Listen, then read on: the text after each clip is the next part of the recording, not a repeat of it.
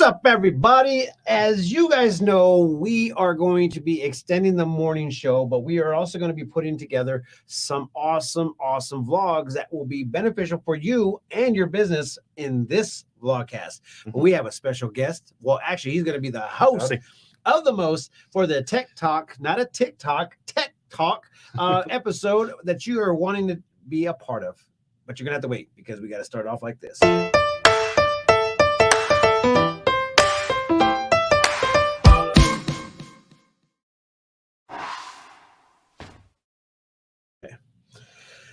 All right, man. Okay, so ideally, I'm the one that actually likes to go on and just be that guy and be like, hey, everybody, how you doing? But this is going to be the host with the most that is going to be bringing all the information, and I'm going to be the one that likes to ask questions because guess what? This is what it's all about. We are the unknown people that need to know what needs to happen in order for our computers and everything that we're using is safe for our business. So without further ado, tell everybody who you are and what makes you famous. Hi, everyone. I'm Niles Benghauser, CEO of TechStop here in Prescott, Arizona. We service the whole Quad City area and beyond, offering IT services to protect your business. And this is a very, very, very big deal because ultimately this is the time of the years that we really need to make sure and also hope to God that we don't ruin anything that we got built.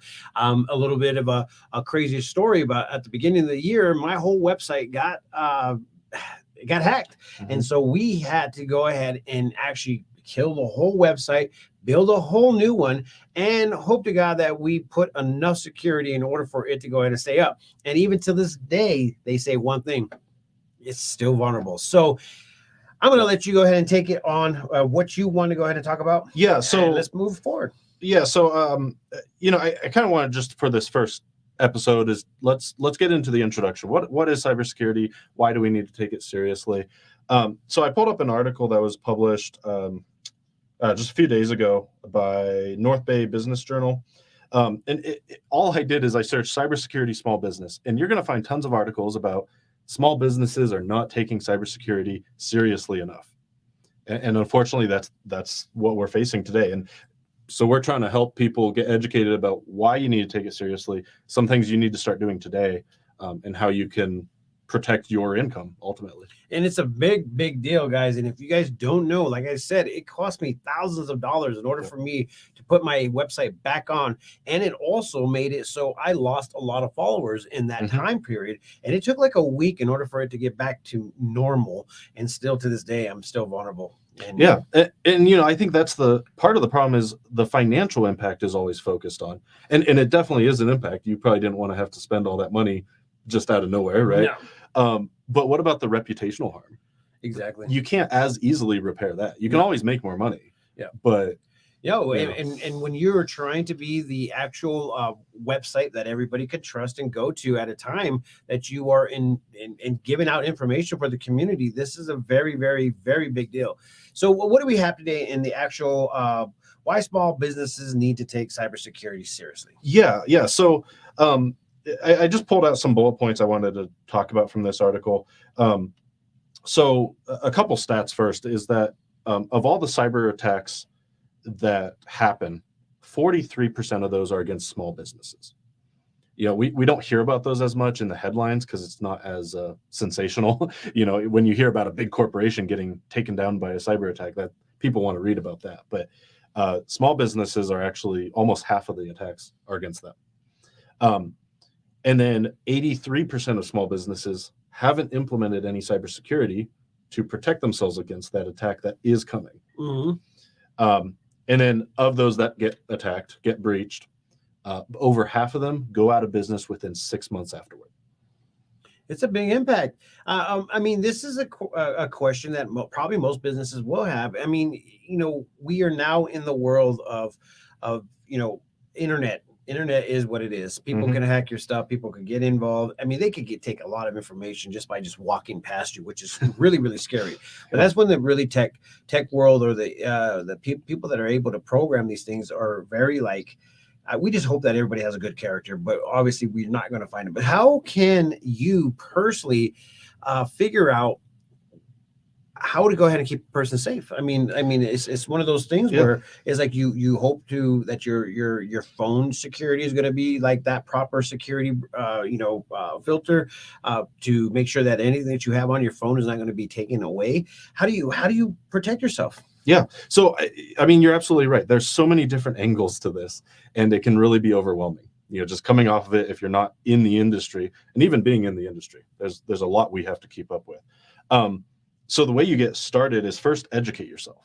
Don't just, shove it in the corner of your mind and be like, oh, who wants my data? No one's going to come after me.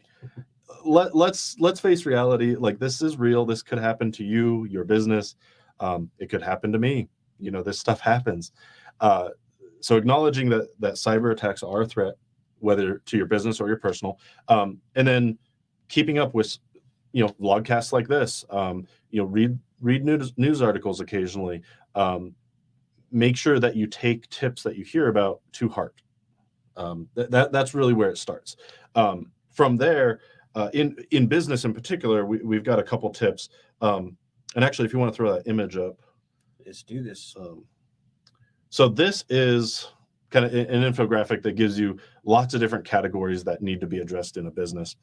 And the way that you accomplish this really is hiring a consultant. So whether you hire an internal IT team or an external consultant to help you with this, you need someone that has the professional knowledge of all this.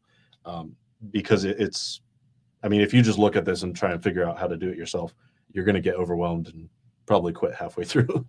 So it's true. Yeah. It's true. And not to like, toot our own horn too much, but that's what we do. It's because there is so much to deal with. You really need someone dedicated to that in your business. But there's right at the bottom, security awareness training. This is something you can start doing even on your own right away, is having some sort of formal training system for you and your employees, and making sure that cybersecurity is top of mind.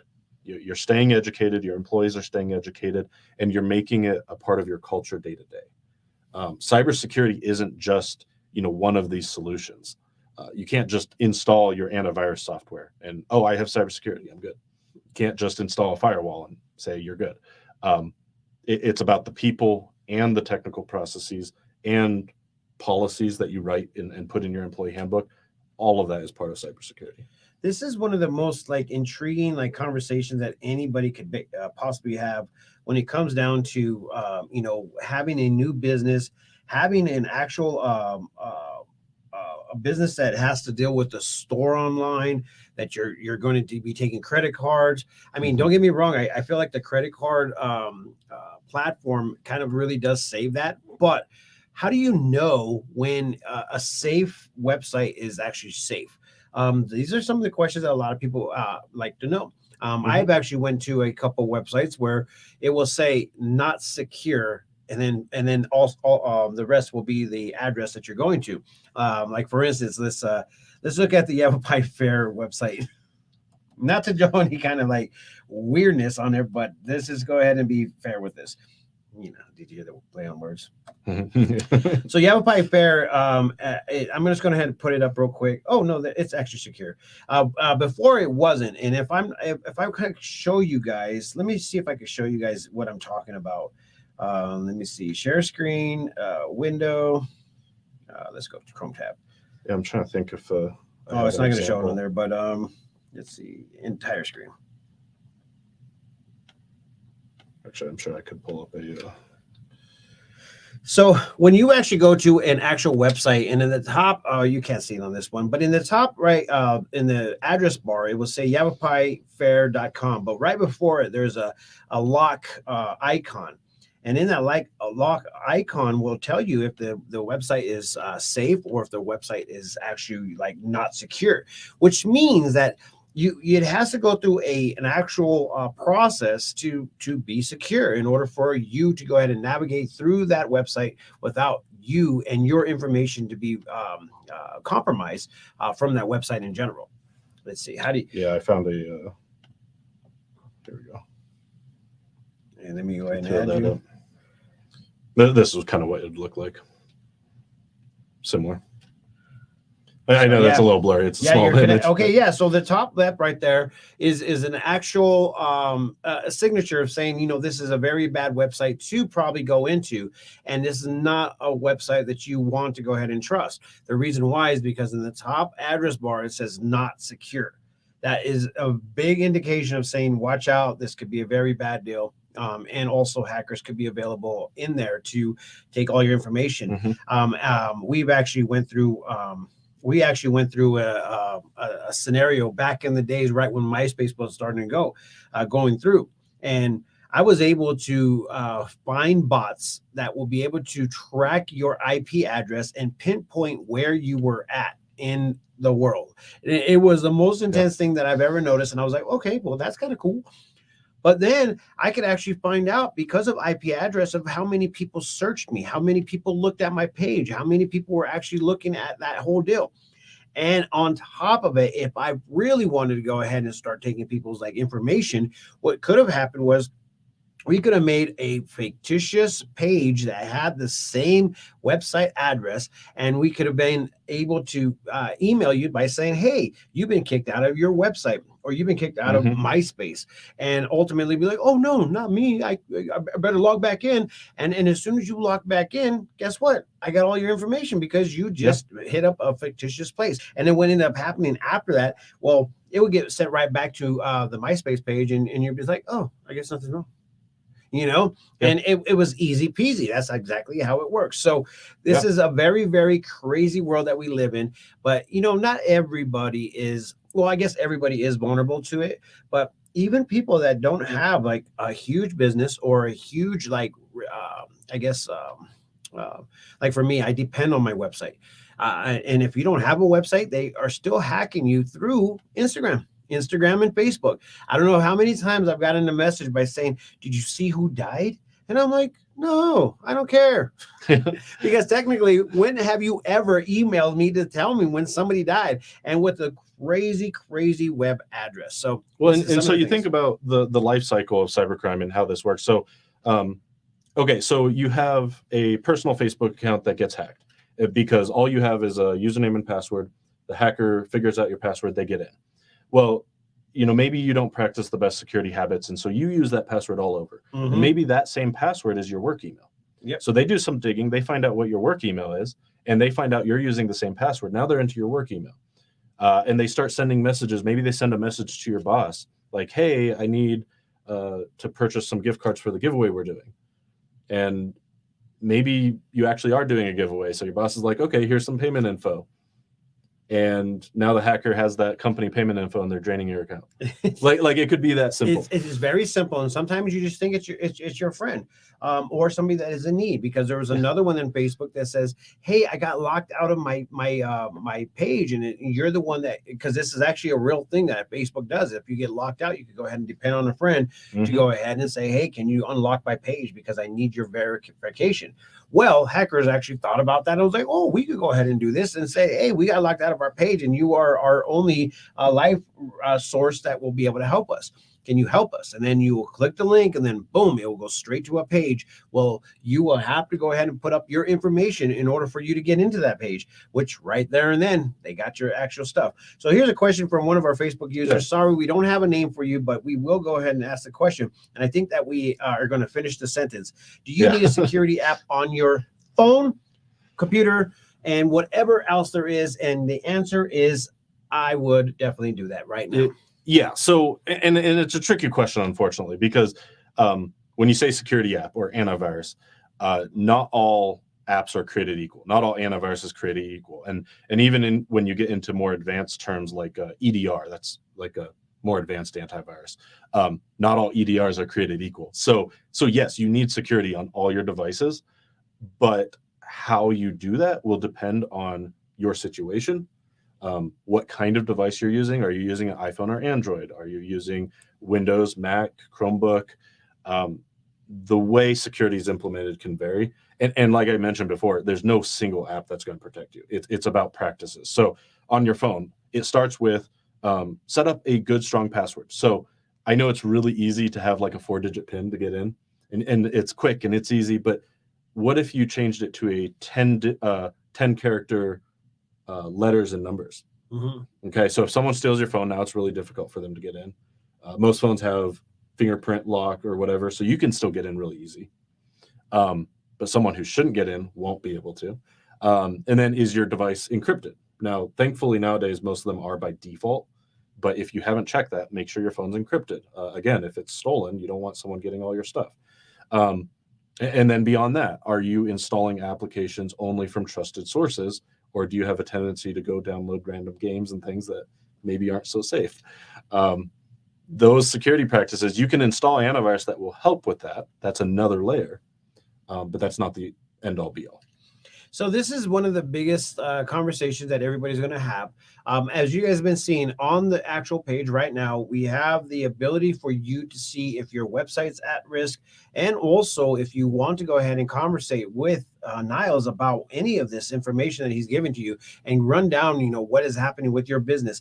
You could actually text him or call him at 928-583-4454, or go to techstopaz.com and start following his vlog his blogging that he's doing in order for you guys to know more about it. And the phone number is phone call only. Just want to make a correction. Okay, no text. No text. Do not text them. You can send us a message on the website. Call him. Yeah.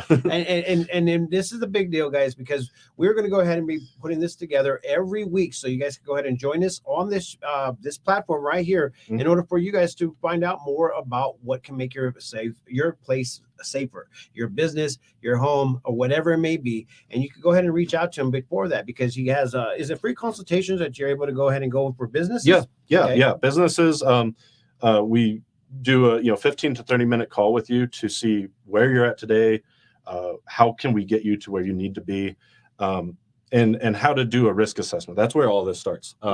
Before we can prescribe a solution, just like a doctor, we want to run some tests. And that's what a risk assessment is going to do. We're going to be able to tell you exactly where you are with your security today and what needs to be addressed.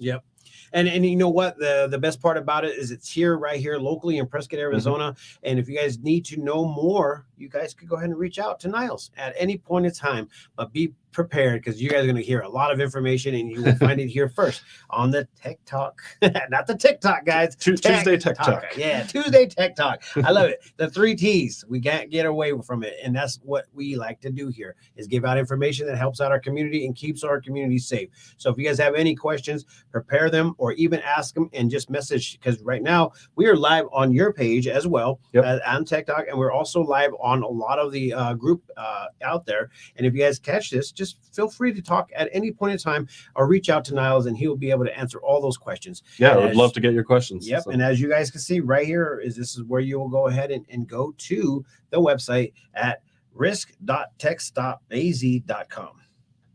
Cade, thank you, Cade. See, Cade loves it, man. That's what I'm talking about, Cade. Cade is the man. Man, we love you, bro. Keep on watching. We'll go ahead and keep you guys informed. With that being said, I'm out of here. We got things to do, like keep our stuff secure. Right now, I just thought about some stuff. I thought about some stuff right now. I need to go make sure that I got the right address on there. Anyways, with that being said, I'm out of here. We'll see you guys later. See ya.